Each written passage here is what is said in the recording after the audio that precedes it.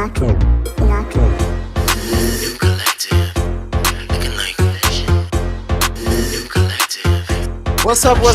up, everybody? This is Gene Abraham here at the Behind the Collective podcast studio. And today we have a special influencer in the house. And we also have Cam here co-hosting today. Hey. How are you guys doing? And Matt, how are you? I am blessed and highly favored. That part. I said every time. I woke up this morning, I'm blessed. Blessed, black, beautiful. That's what I said. Thank you. Yep, and I know it is a beautiful Saturday because we do shoot on Saturday. So do you guys have anything planned this weekend? Like, what's the tea? I just finished a wrestling gig yesterday, which is why I was late. Tomorrow I will be celebrating one of my best friend's birthday. Actually, two people's birthdays. Okay. Oh my goodness, I actually am booked this weekend. Period. Happy birthday. Yes. Happy birthday, boo. So let's go ahead and talk about our first segment of the week, which is the 312 Dispatch, where we break the spotlight of the week, nightlife, food, resort, who's winning, who's losing, and who's really getting down to the tea as well. So first, I really want to do, for the spotlight of the week, where we actually give the flowers to an influencer, I actually want to give it to the House of Cage, because I feel like... Well, look at it. Oh my goodness. Okay, period. I do feel like you guys are doing your thing. I don't see any other group of entertainers that are sticking together and always working together and always kind of like bringing light to our community. So yeah, you guys are like really just like taking the social media world, just Boystown world, just the reality by force. Like, I really want to give you your flowers and give the family your flowers. yeah, kudos. Yeah. So next topic, we're going to get into the nightlife, social events, and maybe a little bit of food and fashion, you know. But so there's a new bar in town called L Bar, and it's like it's a vibe. It's in a cute location. It's in Boystown, and I feel like it needs some exposure right now. Yeah, of course. I went there one time with Luke, and I was like, damn, this shit is hidden. Like, have you been? I have not. I actually have not been anywhere in Boystown for quite some time. Oh, really? Inside. Yes. I'm sure we'll talk about you taking this the more knee? too. Am I taking... Ish. I've worked in Boystown, or had worked in Boystown for a decade. After a certain time, for me anyway, I just needed to protect my peace. I was tired. I needed to be inside. There's other things to do in this city besides going on Northhalsted on that strip and seeing the same faces every fucking playing week in my face every single day. So why would you let them play in your face? I don't let them play in my face. That does not stop them from attempting to play the game, though. That part. Now, next, let's talk about the cover of the Northhalsted Instagram. They actually have an Instagram called, it's like at Northhalsted, and every week they actually post like flyers and things that's going on every week. So it's kind of like cool to see that. Hopefully one day we get featured in there. Oh, shout out. So Northhalsted, what the fuck is tea? Before it was Boystown, but then now they kind of like doing this thing where they want to call it just Northhalsted. Even though it's the gay part, it's like girls go there too. Like, so you feel like it was very kind of like gays. It paints it like a stigma, like it was only like for boys almost. Okay, if that makes sense, and they want the girls up there too. Do you think that changing the name, like, I know they've been calling it Northhalsted for some time, a couple of years now. Largely, I feel like it's still called Boystown. That part. You know, people who don't live in Chicago still refer to it as Boystown because that is what the name has been for forever. Do you think that it's made a change for the better by having referred to it as Northhalsted? Do you still call it Boystown? Well, for me, when I'm gonna invite my straight friends or anybody, I'm still calling it Boystown. I grew up with it as Boystown. I don't know nothing about it being called Northhalsted. Yeah. Same here. I call it Boystown. Yeah, and I'm gonna forever call it Boystown. I feel the same. I understand why, but, you know, shout out to all of the trans, the lesbians, the non-binaries, anyone who does not identify as a boy or a man. You know, I don't think that it's personally too offensive to call it Boystown.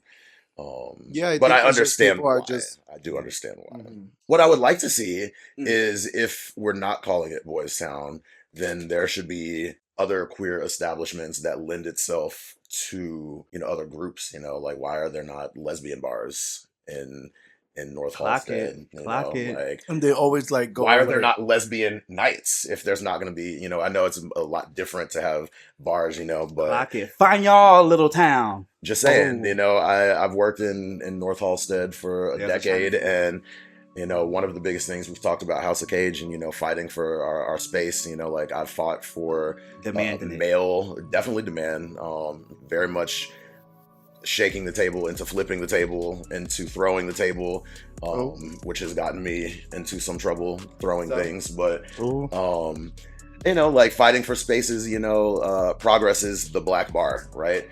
Where are the black events at other clubs? You know, why is it a fear of, you know, if there are lesbians that are coming, if there's other things, there should be other nights, there should be other things, we dedicate them.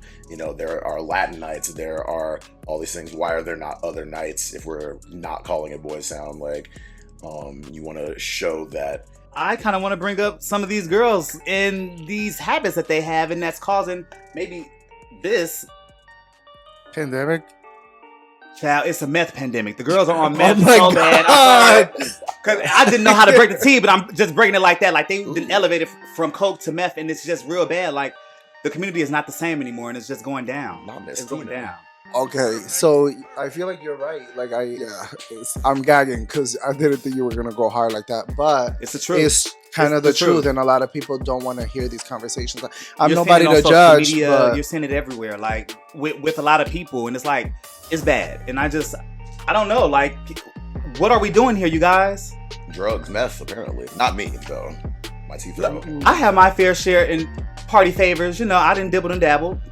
I do what I do, but it's like.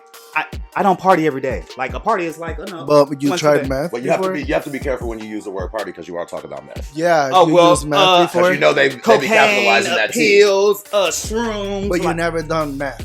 I have. You heard it here. Whoa. Yeah.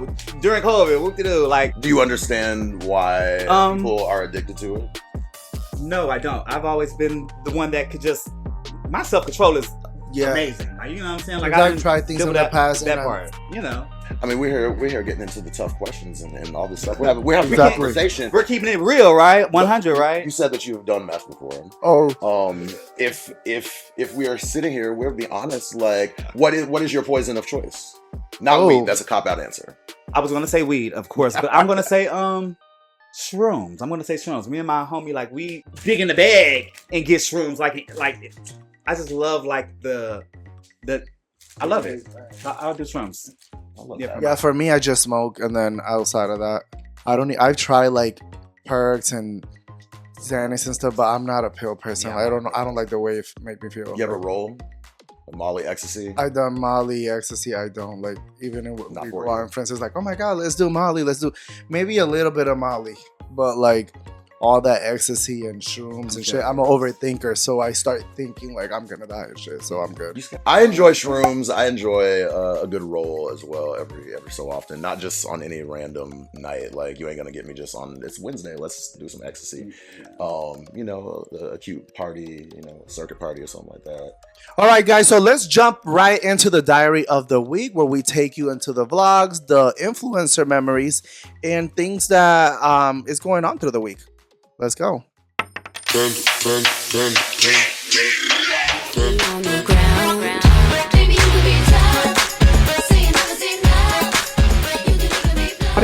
at the other hand, Castro's not feeling mixed emotion. Right hand. Speaking of which, Cage firing back with some rage of his own. Yeah, beautiful. I suppose the two of them, do you suppose Cage hid anything from him in terms of mentorship? Oh, God. Chris Castro.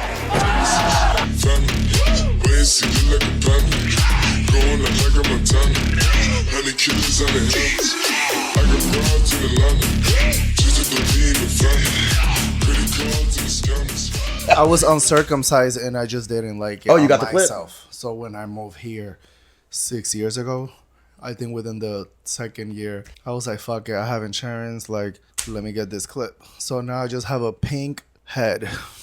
All right, guys, so now let's go ahead and get into the collective conversation. So today we have Matt Cage from the House of Cage. How are you?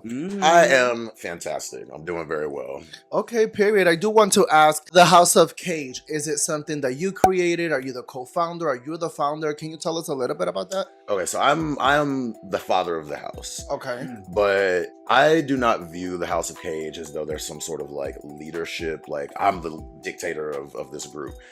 I had a vision at the time. I was the host of an all-male performance competition. What kind of performance? Performance across the board. Okay. Basically, Boystown has every drag competition, that's been the Survivor, Roscoe's Drag Race, all these different ones, Fresh Faces, all of them, not me giving free promo to everyone. Drag. We'll get there. So I was hosting an all-black, all hip-hop R&B centered event, a monthly day party called Uncaged at the time. And then I was like, okay, I'm enjoying producing these events. Let me create something else. So while I was fighting for black space, black representation in white spaces, I also was like, okay, well, as a former go-go dancer in this neighborhood, now I'm hosting my own events. I'm making more money hosting these events. There are people coming to them, they're supporting them. So let me continue to branch out. So I created Cage Fight, which was the all-male performance competition. And at first it kind of just started with, it was just kind of go-go's because that was at Charlie's. It started at Lucky Horseshoe. Okay. Which was where I initially first was working when I first moved to Chicago in 2015. I was a go-go dancer there. That's also where I was doing Uncaged originally too. We were doing it on Sundays. At the time, there was not a lot of male representation as far as performance. It was just go-go's, and the go-go's would tend to be just like faceless boys in the background. Like, unless you really knew them, most of the time it would just be, indiscriminate go-go Standing number on two. A box. Like, oh, there's that one over there. You didn't know their for pennies name. on the dollar. So I was like, I'm a professional wrestler. I've been, I was theater in high school. Like, I started pro wrestling in 2007. So like, I'm an entertainer. And various other things. I was like, there are other people here that have entertainment background. There are other people here that are creative, that want to do more besides go and be objectified nonstop just to make their coin. So through that competition, when we got to season 2, we wound up moving to Progress. The boys competing in season 2 of Cage Fight, there was like a camaraderie. And you could tell like they were competitive and they were feeling it. We had like the little group chat, on Instagram for everyone with information and stuff. But everyone was just kind of like kikiing with each other and they were like getting along.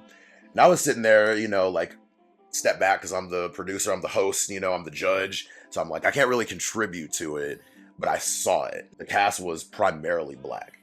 And I was kind of like, okay, once the season was over, I kind of started being intentional about like, oh, like we should hang out, like, oh, we're going to do this, like we'll do that. And it is kind of like formulated from that, just based off of intention. I think for me, when I say father of the house, I think in that way, I can't speak for them, how they view me. My role in the way I see it is I was intentional about bringing us together. I was also at the time the only one that was producing the events that we were, not all of them, but producing events that we were working on, making sure I booked everyone. And just through that, it started to grow. Fast forward about a year and it had grown. People started seeing us and seeing what we were doing, not only together, but separately. I was not the first one that said house. And I also originally did not want my name on it either. Because I was like, people are going to think that it's you are doing this. And I was like, it's us, But a couple of the boys were like, they're the one who brought us together. So House of Cage. We moved forward with that and we launched it publicly in April of 2024. All right, period. And congrats on that because you guys been going hard. I see the photo shoots, the flyers all around town, the events and stuff like that. So Matt, looking at your journey, you won a lot of capes. You completely dominated the Chicago nightlife scene, but you're also still locking it down inside the pro wrestling ring. Mm-hmm. How do you balance the physical grind of being an active wrestler while also managing and growing a massive entertainment empire like the House of Cage? As I sit here, currently sore as fuck from wrestling last night, it's hard. It is very hard to balance. Thank you. Oh my goodness. Get these shoulders because I know you can feel them knots. It's really, really difficult to balance because it all takes a toll. It's a physical toll. It's a mental toll. Emotional because I care. Definitely. Like when I was younger, I committed so much to the things that I love. I loved pro wrestling, so I was all the way in. But I didn't take time for myself. And now I think one of the biggest things for me is to remember to take time for me. You know, there is Matt Cage, the entertainer, the performer, the entity or whatever, and then there's Matthew. You know, and I had to learn how to create a separation. We are the same person. We're the same person here. We're the same person here. But also this, when I'm out at work, you see the physical form, you see the vessel, and you know, you get that part of me. And then when I go home, like, my phone stays on D&D. So your Instagram bio says, own your mind, level up your life. And your content screams like unapologetic body confidence in a world where everyone is insecure or filtering themselves. Where does that raw, unfiltered Matt Cage confidence come from? A lot of trial and error. I started my pro wrestling career when I was 18, and I grew up in Las Vegas. So I drove from Vegas to Atlanta, followed my dreams. Vegas. You start that at a very young age. You know, you're 18, you're an adult, but you're still a kid. Oh, so you weren't raised here. You actually... Yeah, I know. Oh, I moved to Chicago in 2015. And that move to Chicago played a huge part because through my pro wrestling career, you know, I was entertaining and people were getting Matt Cage, right? But on the inside, I was still in the closet, you know, for a huge part of that. Really? And I didn't come out until June of 2015. So my gay anniversary is about to come up in a couple weeks. And shout out to the gays. In June of 2015, because I was still very heavily in my pro wrestling career at the time, my story went viral, which would not happen now because everybody is gay. But at the time, like, that story went viral and I needed to figure out how to live myself. So when I moved here, I started undoing all of that hidden energy, you know, and erasing that through moving to Chicago and having a boys town, you know, to find myself and making friends, like-minded people that allowed me to see where I was not showing up for myself. So you successfully bridged the gap between mainstream creator, nightlife entrepreneur, and adult content model on OnlyFans. Now, there's still a lot of stigma around sex work and adult modeling. How do you navigate that stigma while maintaining your business partnerships and your public figure status? By being naked on the internet. Oh, period. And guys, we'll drop the OnlyFans link down below. Yes, wait, do you want it? Coming soon. Period. No, I mean, you know what? I think I show up as me. You know, like, if I lose an opportunity because I'm fucking on the internet, then the opportunity wasn't there for me. You know, we talk about, you know, the insecurities and things like that. I initially was doing OnlyFans because of the pandemic, and I was bartending at Charlie's at the time, and I was like, well, we out of work. I need some money, and my unemployment hasn't hit yet. So we started that, but I wasn't making the right choices business-wise at the time. I was just kind of like doing stuff. So now, excuse me, I have this background of business and promotion and everything. So it's like, I can do this here with OnlyFans. I can do this here in nightlife. I can do this here with my personal life. I can do this. And I also use the same name for all of it, because I am all of it. And I think you just have to show up for yourself and what you do in life fully, you know, and that's the best way to do it. There are some of those drag queens that I was mentioning who were trying to keep me from having my shine, who I see their names pop up every month on my subscriptions. Clock it. Add it right now. Add it. And you will see the and queen right here. I appreciate you for your monthly subscription. Okay, I appreciate anyone that keep that auto bill on. That part. Record yourself next time, just turning around and smacking your ass so they can kiss it. So let's get into the tea, because I kind of saw some things on the internet. So you recently dropped a high talked about adult collab on X, which is Twitter, with your ex Rico. Ooh. He happened to be in the House of Cage group, and I actually interviewed him as well in the last podcast. And he woke it up, apparently. I seen the little He clip. did woke it up, so you guys, you'll see it right here. For me. So first of all, what is the boundary like when you're mixing business with past pleasure and content creation all in one room? He and I were friends first before we were in a relationship. And our relationship goes back to the pandemic. We met in June of 2020. So before we were in a relationship, he was my friend, and then we got into a relationship before the house, and then the house happened, and then we broke up, in the midst of that.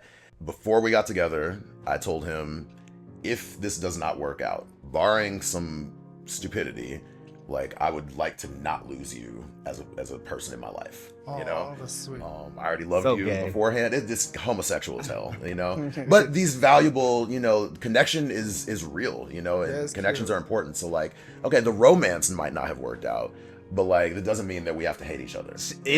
Visually thinking about it, it looks great to me. I'm gonna have to subscribe because I'm just over here just like gagging. It does look great, I will say. But, like, when we get into the balance of that, like, people only know what they see, and there were a lot of people that thought that we were still together the entire time. We've been broken up since November of 2023. It's been a long time, but they see our closeness too, and they're like, "Oh, they're still fucking or whatever."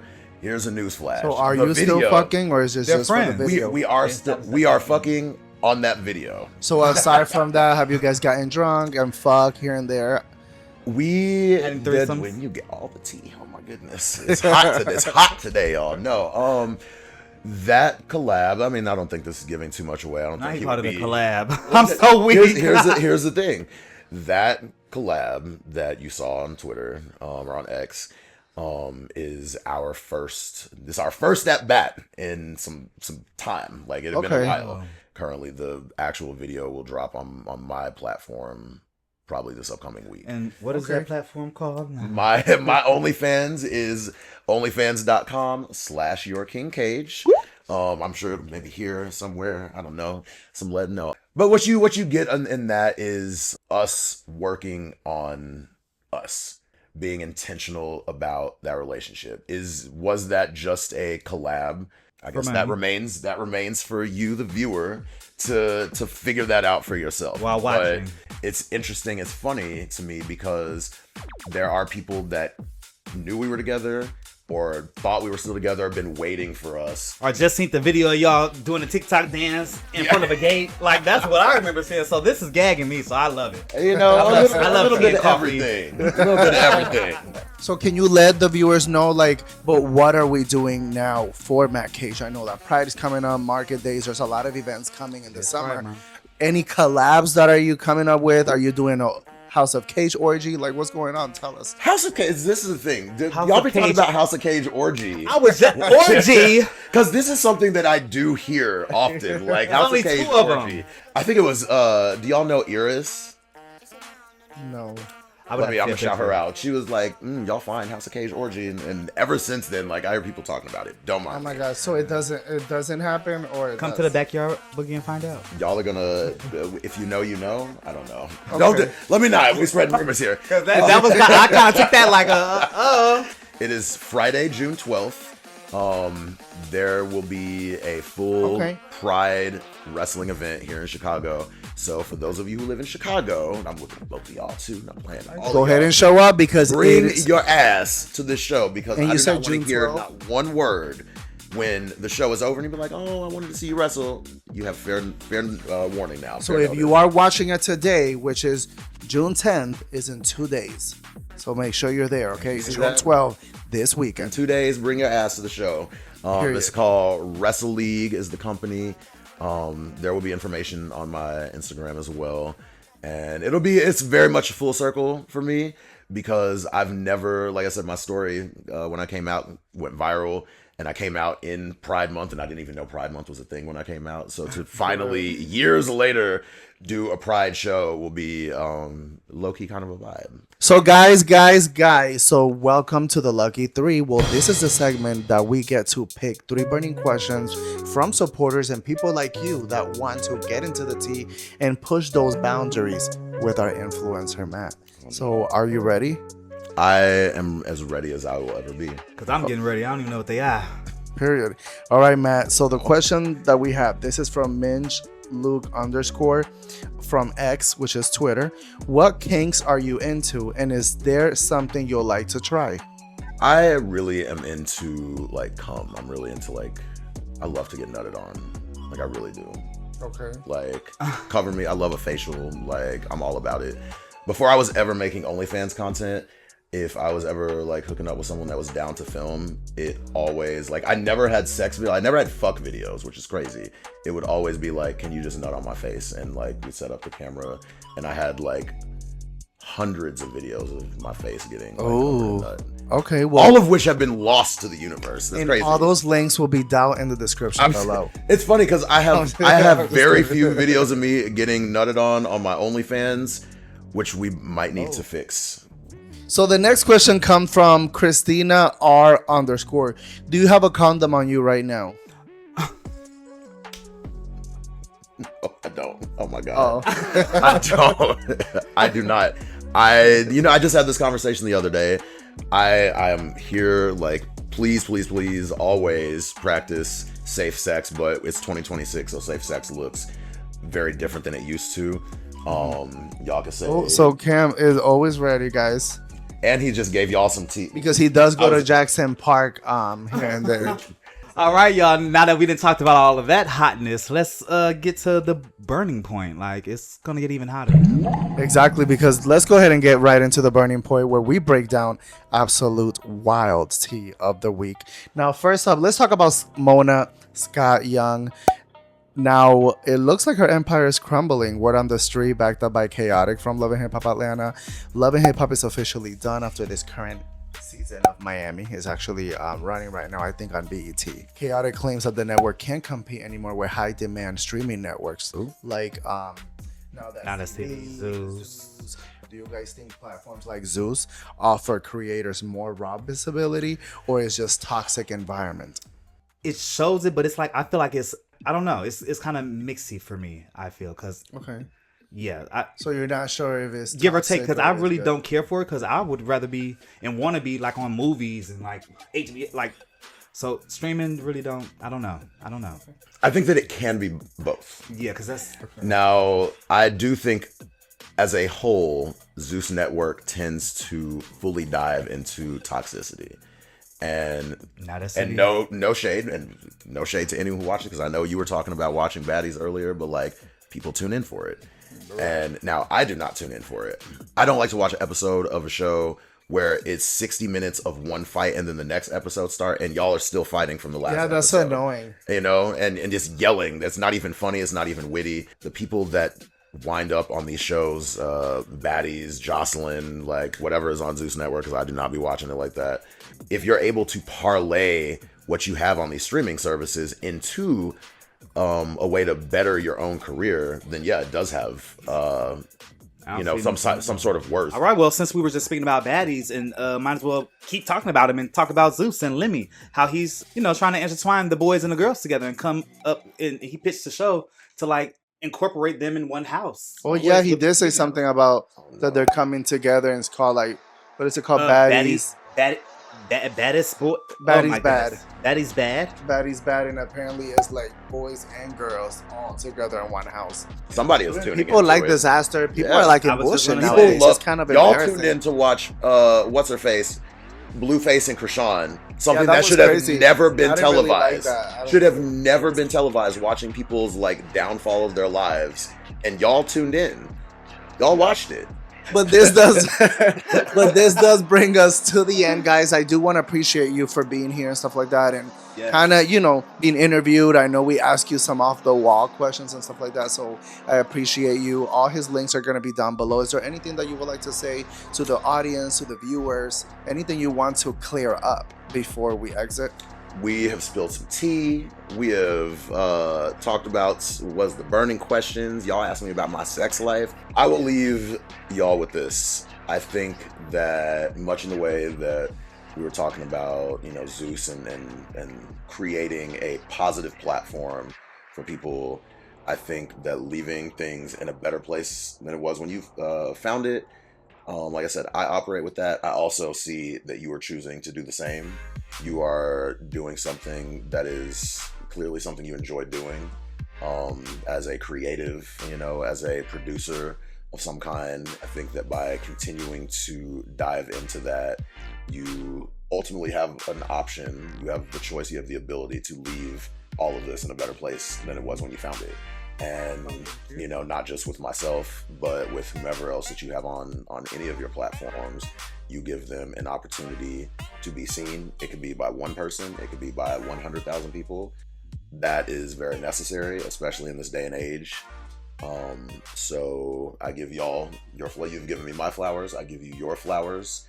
I didn't want to come on here. I knew we were going to spill some tea.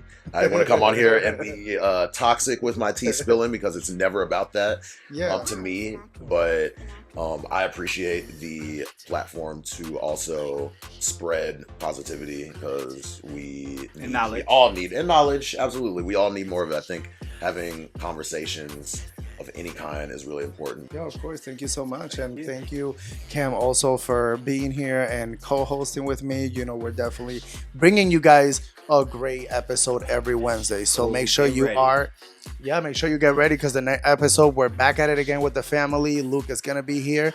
And then we might be seeing a little bit more influencers along the way. So guys, thank you so much. Make sure you hit the like button, subscribe, and I'll talk to you guys later.